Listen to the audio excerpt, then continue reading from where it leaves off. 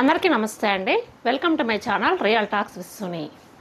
వైష్ణవి హత్య case, minor బాలిక వైష్ణవి హత్య కేసు రోజుకో ఒక మలుపు తిరుగుతుంది కదా. ఇది ఇంకొక సంచలనం అనే చెప్పాలి. ఈ కేసు విషయంలో వైష్ణవిని తన లవర్ లోకేష్ హత్య చేయలేదనేది ఇప్పటికే ప్రాథమికంగా పోలీసులు నిర్ధారించారు. అయితే ఈ హత్య కేసులో తన అన్నలో ప్రమేయం ఉందని, అలాగే తల్లిదండ్రుల ప్రమేయం ఉందని పోలీసులు విచారణలో తెలిపారు. ముఖ్యంగా వైష్ణవిని హత్య చేసింది తన సొంత సోదరుడు బ్రహ్మయ్య. అతనికి సహాయం చేసింది కజిన్ బ్రదర్ అయినటువంటి కొండయ్య. వీళ్ళిద్దరూ వెళ్ళి ఆ సంఘటనా స్థలికి వెళ్ళి ఆమెని అక్కడే హత్య చేసినట్టుగా పోలీసులు నిర్ధారించారు. అంటే ఫోన్ సిగ్నల్స్ ఆధారంగా వాళ్ళు ఎక్కడున్నారు ఏంటనేది దాన్ని నిర్ధారించుకుని ఈ కేసుని వాళ్ళు ఒక కొలిక్కి తీసుకురావడం అయితే జరిగింది. అయితే ఇందులో అన్నయ్యల భాగస్వామ్యంతో పాటు తల్లిదండ్రుల పాత్ర కూడా, వాళ్ళ ప్రమేయం కూడా ఏమైనా ఉందా అనేది పోలీసులు ఇంకా ఒక నిర్ధారణకి రాలేదు. ప్రస్తుతం ఇన్వెస్టిగేషన్ ఇంకా కొనసాగుతూనే ఉంది. ప్రస్తుతానికి హత్య చేసింది మాత్రం తన సొంత అన్న బ్రహ్మయ్య, అలాగే వాళ్ళ కజిన్ బ్రదర్ కొండయ్య అనేది ఒక నిర్ధారణకి అయితే పోలీసులు వచ్చేసారు.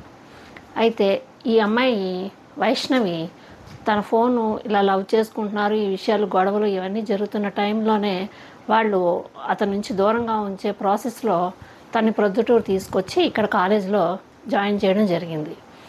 తర్వాత తను ఏదైతే సెల్ ఫోన్ ఉంటుందో ఆ సెల్ ఫోన్ కూడా తన నుంచి స్వాధీనం చేసుకుని తనకి ఎలాంటి సెల్ ఫోన్ కూడా లేకుండా చేశారు. అంటే ఎలాంటి వాళ్ళిద్దరి మధ్య ఇన్ఫర్మేషన్స్ అనేవి పాస్ అవ్వకుండా ఉండడానికి ఫోన్ కూడా వాళ్ళకి లేకుండా చేశారు. అయినా సరే తను వైష్ణవి వాళ్ళ అమ్మగారి ఫోన్లో అప్పుడప్పుడు ఈ ఇన్స్టాగ్రామ్ ఉంటుంది కదా, ఇన్స్టాగ్రామ్లో ఆ అబ్బాయితో చాట్ చేసేదంట.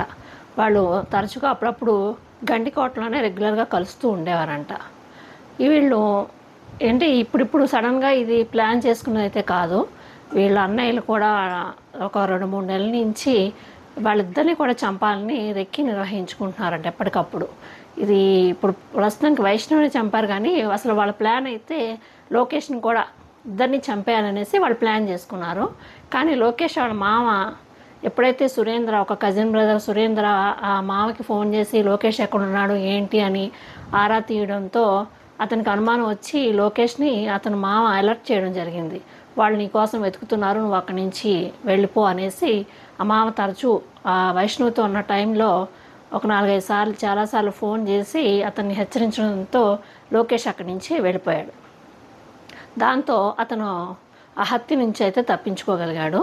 కానీ వైష్ణవిని మాత్రం వాళ్ళు అత్యంత దారుణంగా చంపేశారు, కిరాతకంగా. ఇక్కడ ఏంటంటే వాళ్ళ మీద అనుమానం రాకుండా తన వ్యవస్థను చేసేసారనమాట. అంటే అన్నయ్యలు అలా చేయరు కదా అని ఒక డౌట్ వస్తుంది కాబట్టి అతనే ఏదో చేశాడు, అత్యాచారం చేసి ఆ అమ్మాయిని చంపేశాడు అని క్రియేట్ చేయొచ్చని ఆ అమ్మాయిని వ్యవస్థలను చేసి అత్యంత దారుణంగా కొట్టి అక్కడ చంపేయడం జరిగింది. ముందు రోజే వాళ్ళు కొండయ్య ముందు రోజే అక్కడికి చేరుకుని అక్కడ కొన్ని ఆయుధాలు కూడా, చంపడానికి కొన్ని ఆయుధాలు కూడా అక్కడ పెట్టుకున్నట్టుగా తెలుస్తూ ఉంది. అయితే ఈ పోలీసులు ఇన్వెస్టిగేషన్ చేసే ప్రాసెస్లో ఆ సంఘటనా స్థలిలో పోలీసులు వెళ్ళేసరికి అప్పటికే కొండయ్య వాళ్ళతో పాటు జాయిన్ అయ్యి పోలీసులతో డెడ్ బాడీని వెతికినట్టు నటించి తనే ముందుగా అమ్మాయిని గుర్తించాడంట. అమ్మాయి బాడీని పోలీసులకి ఇదిగో మా చెల్లి శవం అక్కడ పడి ఉందనేసి తనే ముందుగా ఐడెంటిఫికేషన్ చేసినట్టు పోలీసులకి ఇన్ఫర్మేషన్ ఇచ్చాడంట. కొండయ్య పోలీసులతో తన మీద ఎలాంటి అనుమానం రాకుండా పోలీసులతోనే తను ఉండడం జరిగింది. బ్రహ్మయ్య కూడా తను చెన్నైలో ఉన్నట్టుగా అక్కడ, అంటే తన కాలేజ్ పర్మిషన్ ఏదో టీసీ తీసుకోవడానికి అక్కడికి వెళ్తున్నట్టుగా క్రియేట్ చేసేయడు, కానీ అక్కడికైతే వెళ్ళలేదంట. వైష్ణవిని చంపే దానిలో పాత్రలోనే తను కూడా ఉన్నాడు.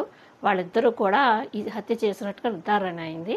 ఇంకొక బ్రదర్, కజిన్ బ్రదర్ సురేంద్ర ఎవరైతే ఉన్నారో అతని ప్రమేయం కూడా ఉందా అనేసి పోలీసులు ఆ కోణంలో కూడా విచారణ చేపడుతున్నారు. ఇప్పుడు తల్లికి తెలిసే ఈ హత్య జరిగిందా, పరువు హత్యగానా, ఇది ఏంటి అనేది పోలీసులు విచారిస్తున్నారు.